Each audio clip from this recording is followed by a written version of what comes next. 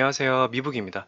방금 고용지수 발표됐어요. 미국 실업률과 비농업 고용지수 나왔는데 굉장히 중요해서 급하게 바로 영상으로 말씀드리려고 합니다. 아시겠지만 현재 시장에는 경기 침체에 대한 우려가 존재하잖아요.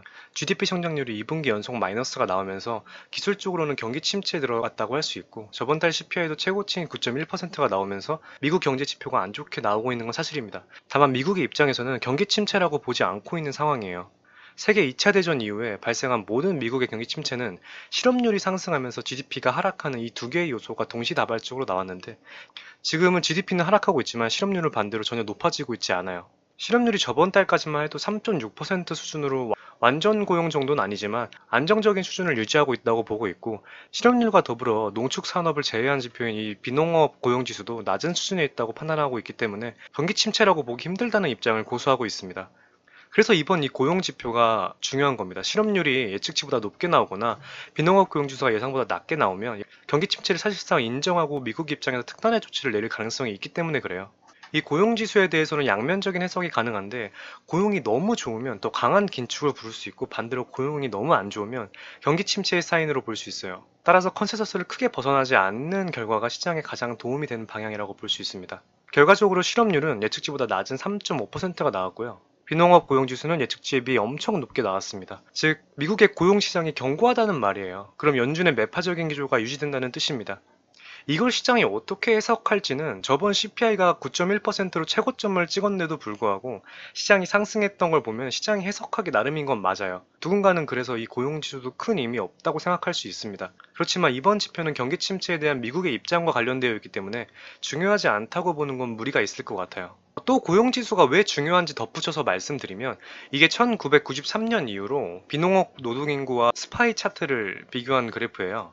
거의 비슷하게 움직이고 있는데 상관관계가 무려 81%나 됩니다. 엄청 높아요. 완벽하게 일치하진 않지만 이 고용지수가 미국 시장에 끼치는 영향은 부정할 수 없습니다. 그만큼 미국 주식시장의 아주 중요한 지표 중 하나예요. 연준 또한 CPI만큼이나 중요하게 보는 데이터입니다. 본 장에서 시장이 어떻게 해석하는지 지켜보면서 대응할 수 있도록 하겠습니다.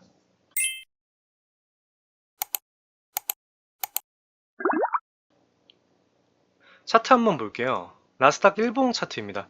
결론부터 말씀드리면 지금 굉장히 중요한 자리에 있어요. 올해부터 형성된 이 중기 추세 상단을 돌파하는지 못하는지 도전하고 있는 자리예요.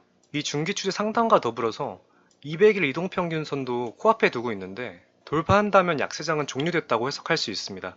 이제 이전처럼 엄청난 하락이 나을 확률은 적어지고 횡보를 하든 상승을 이어가든 지금과 다른 흐름으로 장이 전개가 될 가능성이 높아요. 다만 제가 저번 영상에도 말씀드렸듯이 중기 추세를 뚫을 확률이 현실적으로 보면 20% 미만이라고 보고 있어요. 최근 시장만 보면 악재에는 둔감하고 작은 호재에도 민감하게 반응하는 전형적인 상승장의 모멘텀을 보이고 있는데 아직 시장에 해결되지 않은 불확실성이 너무 많습니다. 당장 생각나는 것들만 해도 경제 지표들이 좋지 않고 양적 긴축도 있고요. 장단기 금리차 역전에 따른 은행의 대출과 마진 감소도 그렇고요. 또 기업들 실적이 상황을 반전시킬 정도의 실적이 아니라는 점과 연준의 긴축은 지속되고 있어요. 마찬가지로 전쟁도 장기화되고 있습니다. 그래서 당장 돌파보다는 다시 한번 하방의 가능성이 더 높다고 생각해요.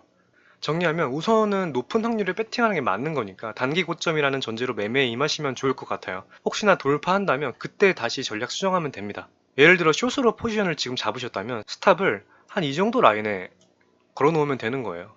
지금 저점 대비해서 올라왔다고 가만히 있는 것보다는 시장 상황을 냉정하게 보고 이성적으로 판단하는 그런 지혜가 필요하다고 생각합니다. 돌파 여부는 단기적으로 결정이 나니까 집중하셔야 되고 각자 성향에 맞게 전략 수립하셔서 대응해 주시면 좋을 것 같습니다.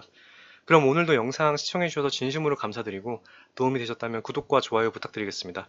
궁금하신 점이나 다뤄줬으면 하는 내용 댓글 남겨주시면 확인 후 답변 드리겠습니다. 감사합니다.